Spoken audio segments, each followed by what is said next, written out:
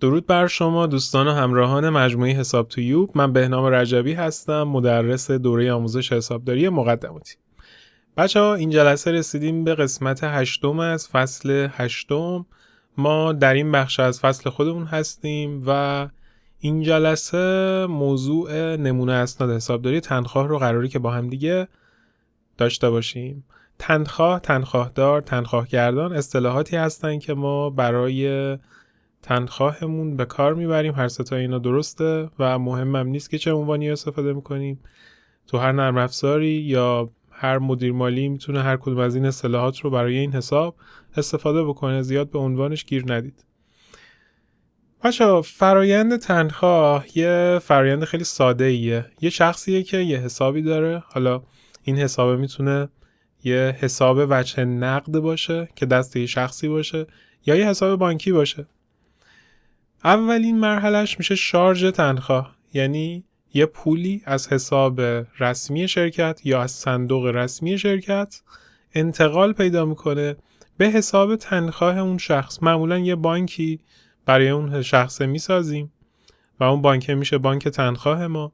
از بانک اصلیمون به بانک تنخواهمون یه پولی رو انتقال میدیم که اون شخص خب بتونه اون یه خرج و مخارج و هزینه ها رو بتونه بده دیگه. به این عملیات میگن شارژ تنخواه.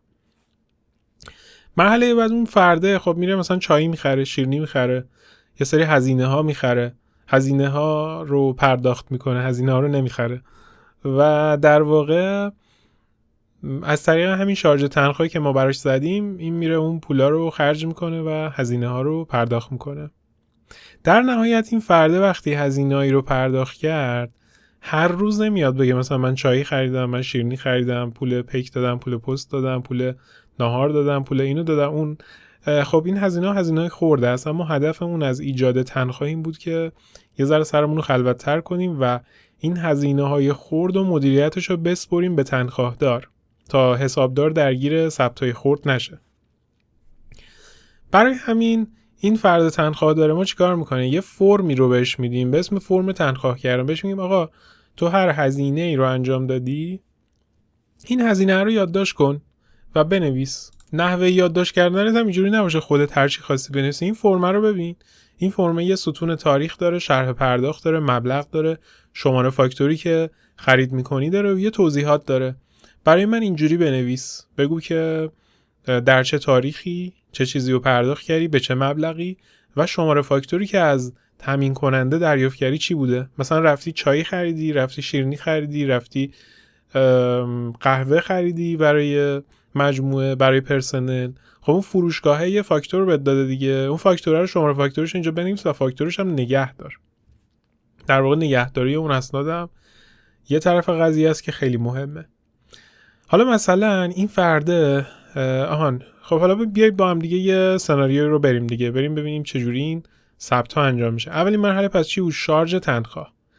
ما میایم مبلغ 1 میلیون ریال از محل بانک سامان به حساب تنخواه آقای باقری واریز میکنیم. آقای باقری میشه تنخواهدار ما و یه بانک سامان ما حساب اصلی داریم، به حساب تنخواه آقای باقری واریز میکنیم. اینو چجوری ثبت میکنیم؟ یه همچین ثبتی باید بزنیم.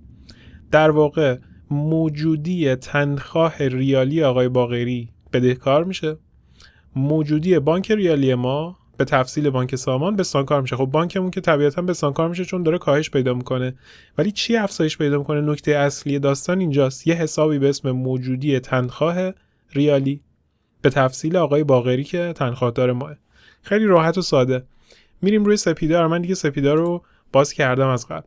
فرم ثبت سند حسابداری جدید باز میکنیم. اینجا میگیم شارژ تنخواه آقای باقری. 2 تا آرتیکل میزنیم، اینو کپیش میکنیم. خب به عنوان حساب بدهکار یه تنخواه بزنیم. اینجا حالا اسمش تنخواه گردانهای ریالیه که مهم نیست، همین انتخاب میکنیم. تفصیلی هم آقای باقری. آقای باقری رو داریم؟ نداریم. میسازیمش. اسمش چی بذاریم؟ قسمت سخت داستان همینه. بگیم علیرضا باقری ذخیره میکنیمش و اینجا دیگه اینقدر زیاد شدن باید سرچ کنم. خب بعد بخش پایینم میایم چیکار باید میکردیم؟ بانکمون یه ریالی می نویسیم، بانک ریالی، تفصیلمون هم میزنیم بانک سامان. چه مبلغی؟ 1,000,000 تنخواه ما افزایش پیدا کرده و 1,000,000 بانک ما کاهش پیدا کرده، چون پرداخت ما از طریق بانک بوده دیگه. 1,000,000 به حساب آقای تا باقری ریختیم. بچه‌ها دقت کنید. خب این شاید براتون سوال باشه، مگه نگفتی خود آقای باقری یه حساب بانکی براش میسازیم، پس چرا اومدی حساب معین تنخواه استفاده کردی؟ معمولا شرکت ها اون حساب بانکی که به عنوان تنخواه استفاده میکنن و نمیان جزو حساب بانکی هاشون ثبت بکنن، به جاش میان از حساب تنخواه گردان استفاده میکنن و یه حسابی همینجوری حالا یا به نام مدیرعامل یا به نام خود آقای باقریه یا به نام یه شخصی میسازن، چون گردش خیلی زیادی نداره، مشکل زیادی به وجود نمیاره. ولی اگر به نام شرکت هم بسازیم بازم مشکل خاصی به وجود نمیاره، ولی باید ثبتاشو اون موقع خیلی دقیق بزنیم. بهتره که بیایم این کارو نکنیم و یه حسابی رو ازش به عنوان تنخواه استفاده کنیم، چون گردش خیلی زیادی نداره، مشکل خاصی بر حسابش نمیاد، مگه اینکه حالا تنخواه یه شرکتی بخواد نه گردش زیادی داشته باشه، بهتره که اونم جزو حسابای اصلی شرکت باشه، به نام خود شرکت باشه، تا یه وقت مشکل مالیاتی چیزی براش به وجود نیاد. ولی در هر صورت اینو ما ثبتش میکنیم و تنخواهمون شارژ میشه. در مرحله بعد حالا بعد از این تنخواه پول خرج بکنیم. چجوری خرج میکنیم؟ به این شکل: آقای باقری 20,000 تومان چای، 40,000 ریال، 20,000 ریال چای، 40,000 ریال قند، 150,000 ریال قبض آب را از تنخواه پرداخت و اسناد مثبت را تحویل حسابداری داد. در واقع آقای باقری اومد از حساب تنخواه ما یه سری هزینه ها پرداخت کرد. بچه‌ها ببینید تنخواه خوبیش اینه که ما دیگه نیازی نیست دونه دونه، چون ممکنه 200 آیتم تنخواه داره ما آقای باقری ثبت بکنه و ما بیایم 200 آیتم رو به عنوان 200 سند بزنیم. مثلا کار قشنگی نیست، کار پسندیده ای نیست. به جای شما بیاید در ماه یک سند بزنید، حتی میتونید سند رو تجمیع هم بکنید. مثلا ببینید چای و قند و ما نیازی نداریم مثل من 2 آرتیکل پذیرایی بزنیم، میتونیم یکیش بکنیم و به عنوان یه آرتیکل پذیرایی 60,000 تا بزنیم. ما حالا صرفا برای اینکه دیتیلش رو متوجه بشین 2 تاش کردم، ولی یه دونه ای هم میشه ثبتش کرد. الان تو سپیدار براتون یه دونه ای میزنم، چون اصلا لزومی نداره ما بیایم هزینه چایی و قند و تو 2 آرتیکل جدا بزنیم، کار خودمون رو سخت‌تر بکنیم. خب میریم این سند رو تو سپیدار ثبت میکنیم، یه سند جدید فرم خوان باز میکنیم، اینجا میزنیم هزینه های تنخواه و در نهایت به علاوه میزنیم 3 آرتیکل باز میکنیم. اینجا اول پذیرایی رو میاریم، پذیرایی آبدارخانه، چه عنوان دقیقی نوشتم. خب پذیرایی آبدارخونه یه هزینه است، تا الان ما هزینه ثبت نکردیم، فکر کنم اولین بارمون رو داریم از حساب هزینه استفاده میکنیم. بچه‌ها روبروی حساب هزینه چه تفصیلی رو میزنیم؟ یه ذره فکر کنید. روبروی حساب هزینه تفصیل مرکز هزینه باید بزنیم. در واقع من باید یه مرکز هزینه به اسم مثلا مرکز هزینه اداری بسازم، اینم حالت اداریش بکنم و به لیست اضافه کنم. لیست بلند بالایی داره میشه. کجا رفت؟ خب اینجاست، انتخاب شد. مرکز هزینه چیه؟ حالا تو پرانتز بهتون بگم، مرکز هزینه یه مکان فیزیکیه که یه سری هزینه ها توش اتفاق میفته. مثلا فرض کنید یه شرکت رو در نظر بگیرید، این شرکت انبار داره، خط تولید داره، بخش اداری داره، بخش فروش داره و همه اینا شاید تو ساختمان‌های مجزایی هستند، یا حتی اگه همشون توی ساختمانن تو طبقات متفاوتی هستند. ما میتونیم هر طبقه رو به عنوان یه مرکز هزینه جدا در نظر بگیریم.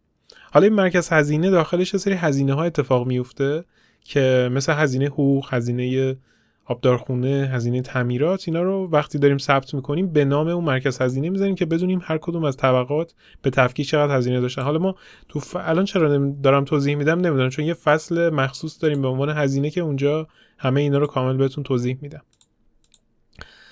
خب پذیرایی آبدارخانه به تفصیل مرکز هزینه. بخش بعدی میشه هزینه آب مصرفی. هزینه آب مصرفی رو میزنم، دوباره به تفصیل مرکز هزینه. بخش بعدی میشه موجودی تنخواه. خب این هزینه ها از کجا پرداخت شده؟ از تنخواهمون. پس مییم تنخواهمون رو میزنیم. تنخواه کردن ریالی به چه تفصیلی؟ چه شخصی پرداخت کرده؟ آقای باقری. پس آقای باقری رو انتخاب میکنیم. اینجا هم میایم همین رو کپی میکنیم و تمام. ما بعد 2 تا آرتیکل بالا هزینه های آبدارخونه‌مون زدیم، آرتیکل پایین آقای باقری رو زدیم. خب ببینید من هزینه آبدارخونه 2 تا بود، چای و قند بود که یکی 40,000 تا یکی 20,000 تا، اینجا مجموعاً 60,000 تا میزنم.